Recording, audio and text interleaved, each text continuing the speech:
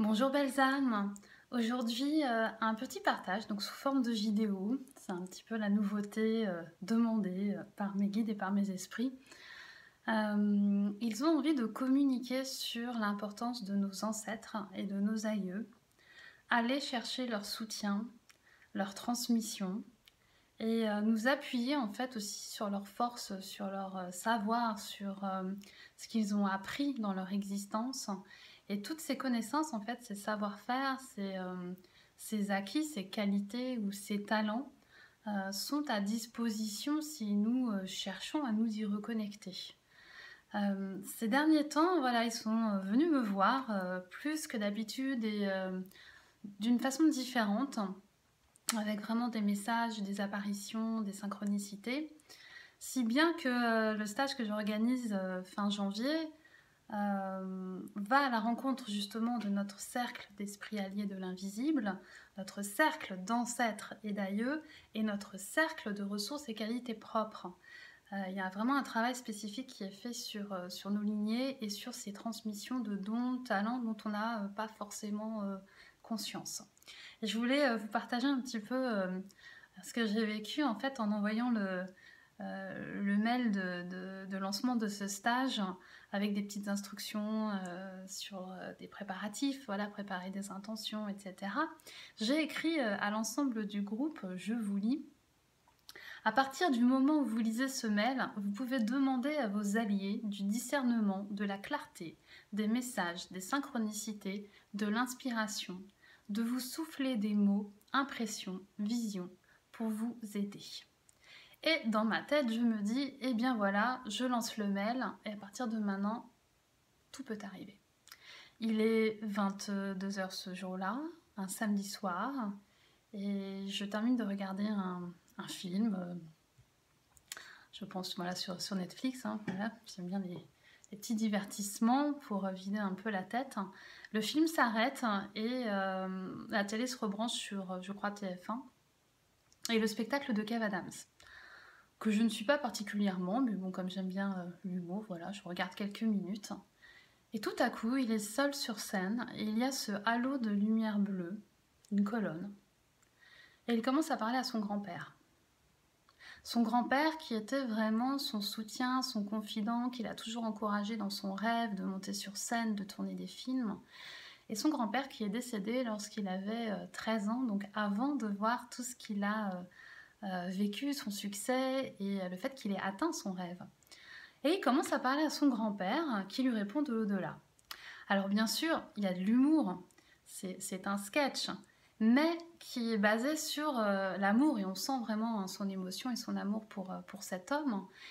Et il parle à son grand-père, et il y a tout cet échange qui se termine par le fait que son grand-père lui dise « Tu sais, je suis toujours proche de toi et je vois ce qui se passe, je suis là. » La colonne, impressionnante, en bleu, avec deux mains bleues qui sortent à la base, invite en fait cet ancêtre à venir dans la réalité de Kev Adams. Mon compagnon qui est à côté de moi me dit « Ah là là, ça me fait vraiment penser à toi quand tu fais du channeling, là, cette lumière bleue, cette colonne. » Moi, je suis un peu médusée de voir ce message d'un grand-père défunt alors que je viens d'envoyer le mail. Et Kev Adams clôture le spectacle en disant vos proches veillent sur vous, envoyez-leur de l'amour, pensez à eux, ils veillent sur vous.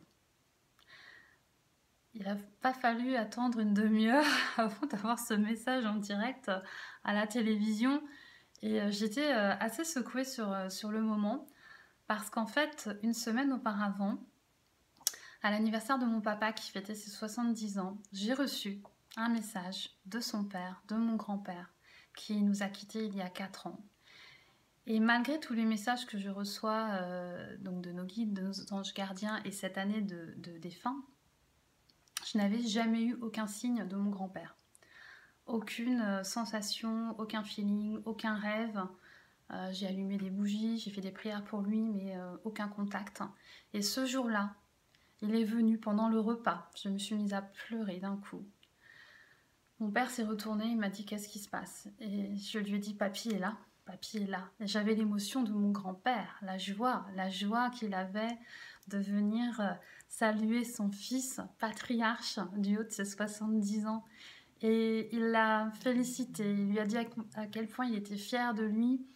Il a parlé à mon oncle, à ma tante, il a parlé à sa femme, à ma grand-mère qui est toujours là, en lui disant: là maintenant je me repose, hein, j'en ai beaucoup fait dans ma vie, je t'attends, nous t'attendons, tout est prêt, tu ne t'inquiètes pas, nous serons là quand tu arriveras.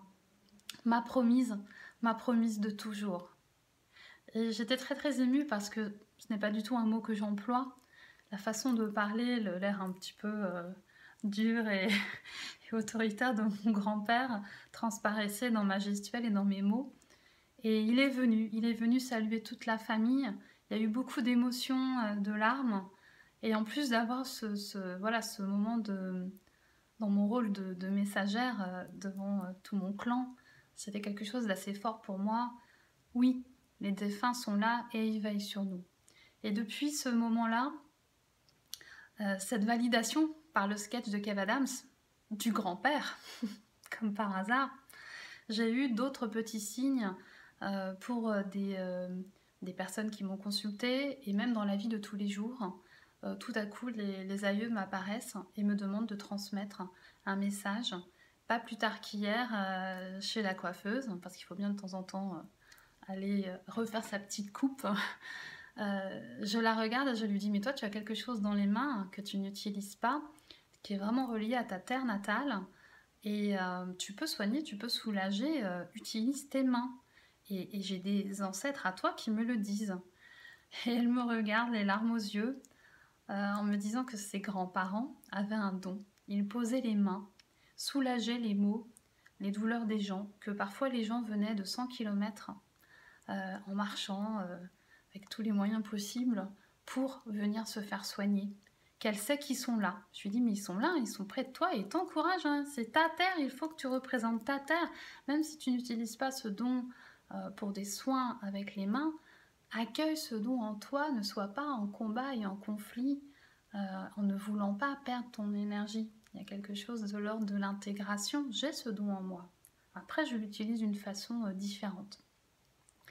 Et elle a été très émue que je lui confirme, parce que bien évidemment, je ne connaissais rien à son histoire. Et sa terre, c'est pardon, c'est l'Algérie. Donc c'est une terre, en plus c'est la terre de mon grand-père qui est né en Algérie. Et je fais seulement la relation en vous parlant.